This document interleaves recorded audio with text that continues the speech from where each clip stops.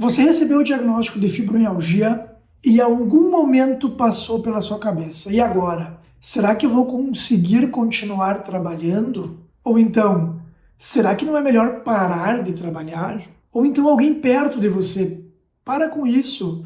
Isso vai só lhe atrapalhar. Você precisa deixar o trabalho. Antes de tudo, se você está pensando em parar de trabalhar por causa da dor, isso não é fraqueza. Isso é um pensamento natural. Imagina que o seu cérebro está dizendo para você: você precisa ficar parada, senão a dor não vai passar. Para ele, dor é igual a parar, mas não é bem assim. Eu sou o Dr. Fábio Batistella, médico reumatologista especialista em dor, e aqui nesse canal eu trago assuntos todas as semanas, vídeos em que eu falo sobre fibromialgia, dor crônica. A ideia aqui é que você tenha informação para que você possa tomar a melhor decisão em relação ao trabalho, à sua vida pessoal, ao tratamento. Quanto mais informação, melhor. E eu estou aqui para isso. Hoje eu vou te mostrar o que a ciência conseguiu provar de relação da fibromialgia e o trabalho. De que forma se manter ativo pode ser uma proteção para você. E 5 formas de continuar trabalhando sem destruir o seu corpo nesse caminho. Esse vídeo vai ter 3 partes. Primeiro, por que o instinto de parar é tão forte? E onde que ele está te enganando? Segundo, o que a ciência mostra sobre o que acontece com quem continua trabalhando e com quem para? E terceiro, aqui vai ser mais objetivo, 5 ações para preservar a sua capacidade de trabalhar, incluindo, quando faz sentido, sim, dar um passo para trás. Quando a dor é constante, parar parece uma solução óbvia. Menos esforço, menos crise, mais descanso, melhor. Faz todo sentido pensar em parar. E é por isso que tanta gente pesquisa logo depois do diagnóstico como pedir afastamento ou então como se aposentar. E é natural e eu entendo completamente essa busca. Mas tem uma armadilha aqui. Na fibromialgia, o repouso total, parar de se mover, parar de ter rotina, parar de ter um propósito do dia, costuma alimentar exatamente o que faz a dor piorar. O corpo fica mais sedentário, o sono se desorganiza, o humor cai. E a dor, que já estava com o volume máximo lá no seu cérebro, passa a ter um volume ainda maior. Ou seja, a coisa que parece alívio, na verdade, pode ser uma pegadinha que vai te fazer piorar e muito. Claro que isso não serve para todo mundo. Cada situação deve ser avaliada individualmente, mas é muito comum nós voltarmos a essa conversa e pensar naquilo que parece óbvio. Então deixa eu te mostrar uma coisa que os estudos científicos mostram e que tenho certeza que vai te surpreender. Pessoas com fibromialgia que mantêm um trabalho remunerado, quando são comparadas a pessoas com fibromialgia que estão sem trabalhar, tendem a ter um comportamento mais ativo, menos sedentárias. Elas conseguem fazer mais atividades físicas leves a moderadas. Consequentemente, elas têm um condicionamento físico melhor e, automaticamente, um desempenho cognitivo mais efetivo. E o que significa isso? A memória e a concentração, que costumam estar tão prejudicadas na fibromialgia, são beneficiadas por pessoas que se mantêm ativas. E tem mais.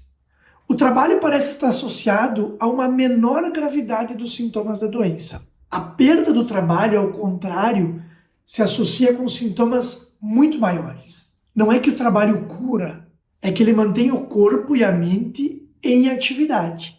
E o movimento é um dos melhores tratamentos para a doença. Mas eu diria que a parte mais bonita não é a física, e sim a existencial. Na verdade, não sou eu que digo isso. Os estudos mostram que para muitas pessoas o trabalho devolve coisas que a dor tinha tirado.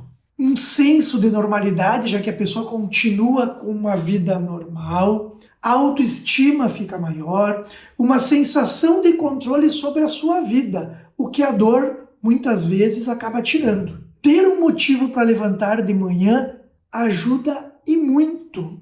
E isso tem nome: vitalidade, disposição e identidade. Sem perceber, a fibromialgia rouba muito mais do que o conforto.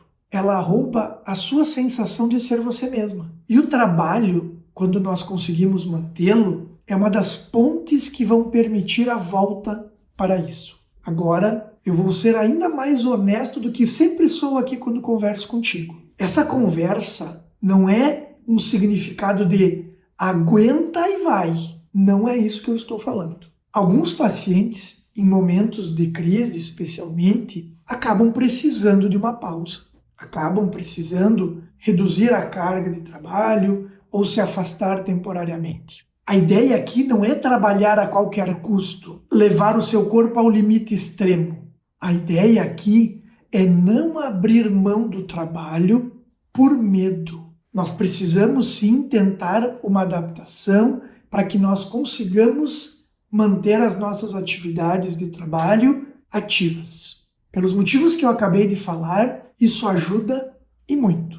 E o que eu vou falar agora, aquelas 5 ações que vão lhe ajudar nesse processo, vão fazer uma diferença muito grande nessa fase que você está vivendo. Mas antes, eu gostaria que você escrevesse aqui nos comentários qual é a sua situação atual em relação ao trabalho. Você está trabalhando mesmo com dor?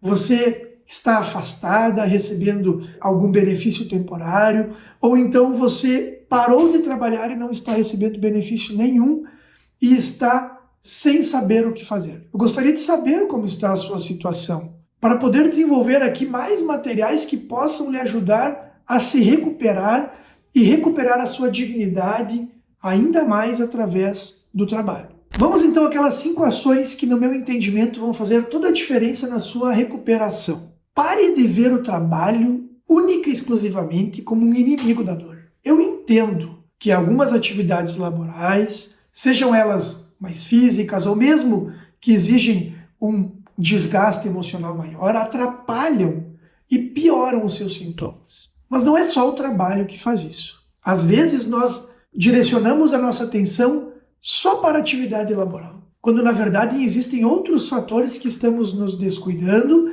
e não permitindo uma melhora maior. Preste atenção, se o que está fazendo você piorar não é outra situação do seu dia a dia e não necessariamente o seu trabalho. Ação número 2. Adapte o ambiente e o ritmo. Atitudes muito simples, como pequenas pausas, evitar movimentos repetitivos por muito tempo, controle da respiração em alguns momentos em que a carga está mais pesada.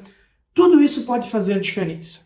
Aí você deve estar pensando assim, mas o Dr. Fábio não sabe como é lá no meu trabalho. Eu sei, eu escuto isso todos os dias. Infelizmente, nem todo mundo consegue se adaptar, mas não custa tentar. Conversar com as pessoas próximas a você, para que elas entendam que pequenos ajustes podem fazer uma diferença muito grande na sua relação com elas e na sua produtividade. Tentar não custa. Não tentar não vai lhe ajudar. Ação número 3. Tem a ver com o que eu acabei de falar. Comunique-se. Não precisa expor tudo o que está acontecendo. Não precisa falar para todo mundo. Mas com aquelas pessoas que trabalham mais próximo a você e que você sabe que pode contar com elas, explique o que está acontecendo, explique o que você está sentindo, diga que talvez você pode em alguns dias não estar tão bem como normalmente está. O entendimento delas vai lhe ajudar.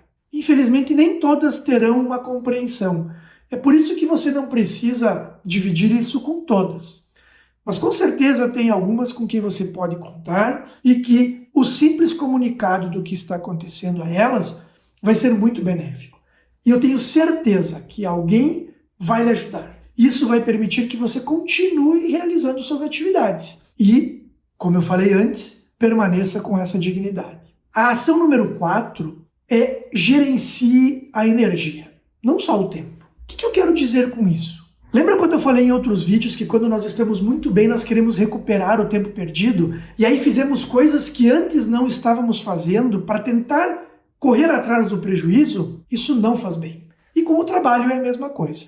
Aquela cobrança da sua produtividade, de que você deve fazer mais e mais, eu entendo, é muito difícil de gerir. Mas você vai precisar entender que naqueles dias que você está melhor, você precisa manter a calma e não tentar sair correndo atrás do que ficou para trás. Você precisa ter paciência e entender que a sua energia precisa estar dosada. E gradativamente você vai conseguir recuperar o que deixou de fazer. E a ação 5 é: saiba quando você deve dar um passo atrás. Isso não significa necessariamente desistir. Tem momentos em que sim, se afastar é uma alternativa e talvez a melhor alternativa. Em momentos em que a crise está insuportável, que você não enxerga a possibilidade de melhora, que tudo isso que você tentou, que eu falei antes, não foi possível, talvez sim, uma pausa vai lhe ajudar a recuperar a energia, acalmar a dor e permitir que você volte para as suas atividades. Agora, essa pausa não serve para você sumir do mundo e não pensar no que vai voltar a fazer depois. É uma pausa temporária para que você possa recuperar e voltar a ter uma atividade laboral que lhe traga o que nós falamos antes: autoestima, senso de utilidade, bem-estar, porque tudo isso o trabalho nos traz. Você viu que eu estava falando antes? A conversa aqui não é trabalhar ou parar. A conversa é entender em que fase da doença você está e de que forma nós podemos organizar a sua rotina para que você não precise abrir mão do seu trabalho. Se isso está fazendo sentido para você, eu peço que você compartilhe esse vídeo.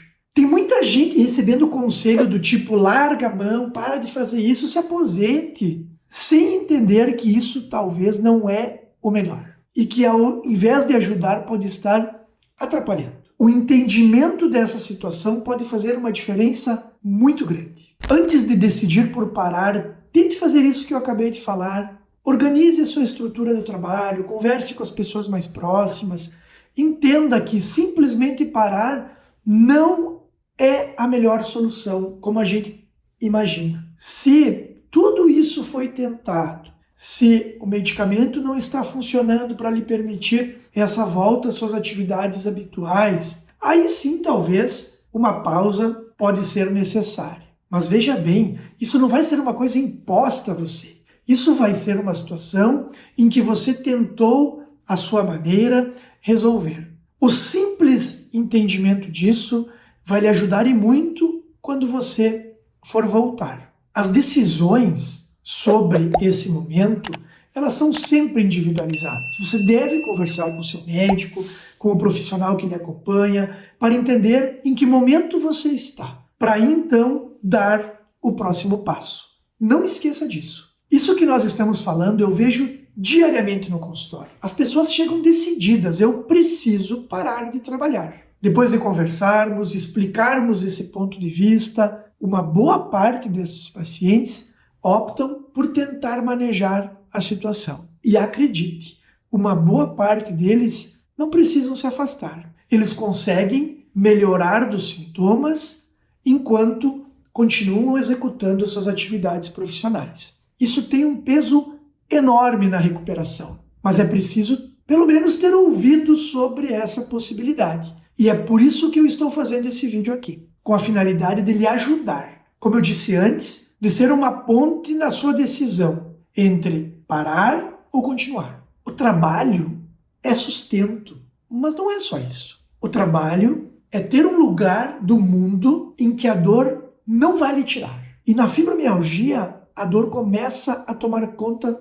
da vida da pessoa. E o que nós estamos tentando fazer aqui é justamente o contrário. Tirar a dor do centro das atenções. Ela precisa estar num segundo plano. Não faz sentido isso para você? Finalizando aqui, eu espero ter lhe ajudado nesse processo. Escreve aqui nos comentários o que está acontecendo com você agora em relação ao seu trabalho. Eu leio os comentários e utilizo eles como base para os nossos vídeos. Escreva sua dúvida, não fique brabo com o que eu falei aqui. Eu não estou dizendo que você deve trabalhar a qualquer custo, mas eu preciso que você entenda que o trabalho é importante na sua recuperação. E o que eu mais quero é que você se recupere sem ter que abrir mão daquilo que você gosta e daquilo que você precisa fazer. Conta comigo nessa sua recuperação. E até o próximo vídeo.